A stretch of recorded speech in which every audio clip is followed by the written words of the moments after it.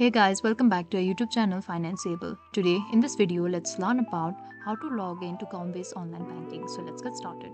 At first, let's get into any browser and search for Commbiz login. So here it is. Now click on this first website we get into. So let's tap on this. Now we can see this login button on the top right corner. Or we can click on log on to Commbiz over here as well. Simply click on this one. Now enter your login ID. And enter the password, and if needed you can add your token password as well.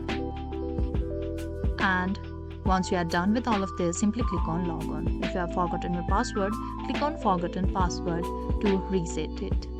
Now simply click on log on, after which we get into Commbiz bank interface. So this is all. I hope you liked the video. Please do like and subscribe. Thanks for watching.